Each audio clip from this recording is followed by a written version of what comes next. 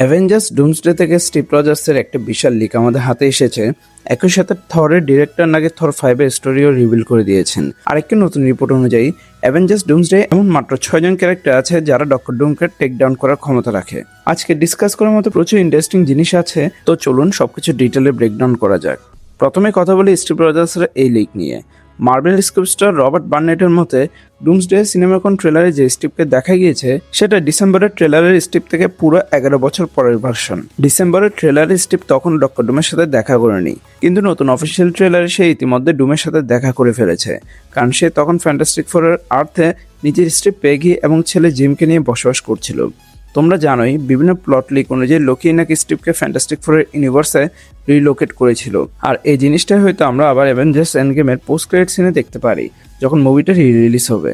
আর এই সিনে এন্ডগেম ও ডুমসডের মাঝে একটা ব্রিজ তৈরি করবে। কিন্তু এখানে একটা গুরুত্বপূর্ণ টাইম জাম্পও আছে। তাই ডিসেম্বরের ট্রেলারে আমরা স্টিভকে ক্লিন শেপ ও ছোট চুলে দেখেছিলাম, অথচ সিনেমাকন ট্রেলারে তার লম্বা দাড়ি আর বড় চুল দেখেছিলাম।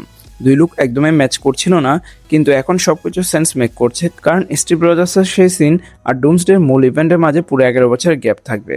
মানে কিছু ফ্ল্যাগশিপ সিন থাকতে পারে, কিন্তু রিয়েল টাইমে ডুমসডেতে স্টিভকে দেখা যাবে এই বিয়ার লুকে।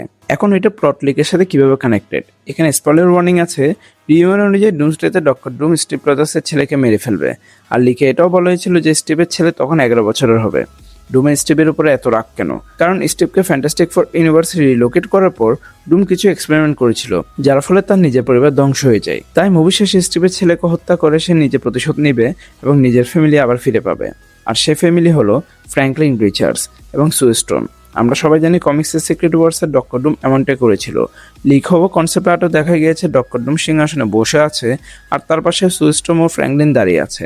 এমনকি সম্প্রতি রুশো ব্রাদার্সের হেডকোয়ার্টারও এই তিনজনকে একসাথে দেখা গিয়েছে। আর দি ফ্যান্টাস্টিক ফোর ফার্স্ট স্টেপের পোস্ট ক্রেডিট সিনেও ইঙ্গিত দেওয়া হয়েছিল যে ডুম রিডের পরিবারকে নিজের পরিবার বানিয়ে নেবে। তাই যদি ডুম সত্যি স্টিভের ছেলেকে মেরে ফেলে, তাহলে সেটা শুধু স্টিভের জন্যই না, অডিয়েন্সের জন্য হবে ভয়ঙ্কর হার্ট ব্রেকিং একটা মোমেন্ট। এখন টাইম জ্যাম নিয়ে আরেকটা বড় বিষয় আছে। ডিসেম্বর মাসে মার্বেল স্টিভ রজার্স, থর, ওয়াকান্ডান ও এক্সম্যানের যেসব ট্রেলার রিলিজ করেছিল, রিপোর্ট অনুযায়ী সেগুলো আসলে ডুমসডে বর্তমান টাইমলাইন নয়, বরং অতীতের কিছু শট।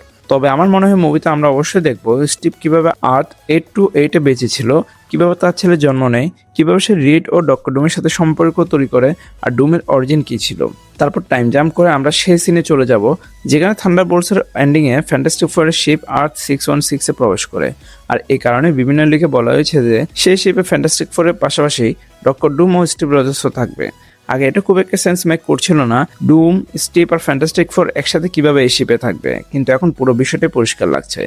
এখন আরেকটা ইন্টারেস্টিং ব্যাপার হলো, স্টিভ যদি 11 বছর ধরে আর্থ 828-এ থাকে, তাহলে সে নিশ্চয় ডক্টর ডুমের মুখ দেখেছে, আর সে দেখতে ঠিক টনি স্টার্কের মতো। কিন্তু রিপোর্ট অনুযায়ী ডক্টর ডুমের নিজের আলাদা আইডেন্টিটি থাকবে, টনি স্টার্কের সাথে তার সরাসরি কোনো কানেকশন থাকবে না। তাই শুরুতে স্টিভ নিশ্চয় শকড হয়েছিল, কিন্তু 11 বছর ধরে একই ইউনিভার্সে থাকার কারণে এখন হয়তো সে এতে অভ্যস্ত হয়ে গিয়েছে। আর যদি এটা সত্যি হয়, তাহলে ডুমসডেতে ডক্টর ডুমের মুখ রিভিল এত বড় সারপ্রাইজ হবে না। সবাই আগে জানবে যে সে টনির মতো দেখতে। তোমরা কি চাও, ডক্টর ডুম কি শুরু থেকে তার মুখ দেখাক, নাকি পুরো মুভি জুড়ে মাস্ক পরে শেষের দিকে রিভিল করা হবে তাকে? এখন আসে দি ডিরেক্টর সে পাওয়ার লেভেলের রিপোর্ট অনুযায়ী এমন 6জন ক্যারেক্টার আছে যারা ডক্টর ডুমকে টক্কর দিতে পারে। মার্বেলের অফিসিয়াল রেটিং অনুযায়ী ডক্টর ডুমের মোট পাওয়ার লেভেল 31, তার durability 6, fighting skill 4, intelligence 6, speed 5, strength 4 এবং এনার্জি 6। এখন দেখে কারা তাকে টক্কর দিতে পারে। প্রথমে আছে প্রফেসর এক্স, তার মোট পাওয়ার 28, ইন্টেলিজেন্স ও এনার্জিতে সে ফুল 7 পেয়েছে। তারপর আছে সেন্ট্রি, আরও 28 পয়েন্ট, কিন্তু নিজের পাওয়ার পুরোপুরি কন্ট্রোল করতে না পারার কারণে তার ফাইটিং স্কিল কম। সবচেয়ে সারপ্রাইজিং এন্ট্রি হলো শ্যাংচি, তার ফাইটিং স্কিল পুরো 7 আউট অফ 7, মোট পাওয়ার 25। এরপর আসে নেমোর, যার মোট পাওয়ার 23। কিন্তু এই লিস্টে এমন মাত্র 2জন আছে যাদের পাওয়ার ডক্টর ডুমের থেকে বেশি। প্রথমজন তো আমরা আন্দাজ করতেই পারছি, লোকি, তার মোট পাওয়ার 32, আর দ্বিতীয়জন হলো থর, তারও মোট পাওয়ার 32।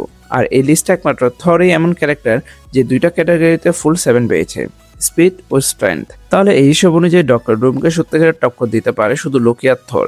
তবে আমার মনে হয় ম্যাগনেটোকেও এই লিস্টটাতে রাখা উচিত ছিল, কিন্তু সেই নাই। তার মানে হয়তো মুভির শুরুতে সে মারা যাবে, অত ডুমের বিরুদ্ধে সরাসরি ফাইট করবে না। তোমাদের মতে আর কোন কোন ক্যারেক্টার ডক্টর ডুমের পাওয়ার লেভেলের কাছাকাছি যেতে পারে? সবশেষে কথা বলে থর 5-কে নিয়ে।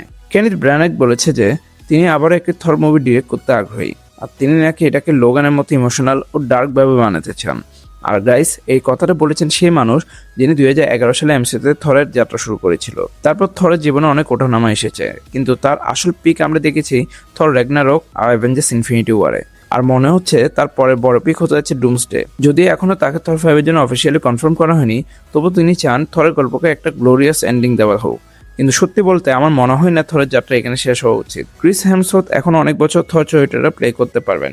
আমি তো চাই থর 5 না, থর 6ও আসুক, কারণ এখনো মনে হয় না থরের ক্যারেক্টার সেই লোগান স্টারের ফাইনাল এন্ডিং ডিজার্ভ করে। তো গাইস, তোমাদের কি মনে হয় থরের জার্নি কি লোগানের মতো শেষ হওয়া উচিত, নাকি এমসিইউতে তার আরো একটা ট্রিলজি আসা উচিত? কমেন্টে জানাও তোমাদের মতামত। ভিডিও ভালো লাগলে ভিডিওকে লাইক এন্ড শেয়ার করিও। চ্যানেলে নতুন হয়ে থাকলে চ্যানেলকে সাবস্ক্রাইব করিও। Thanks lot for watching guys. দেখা হবে পরে কোনো ভিডিওতে।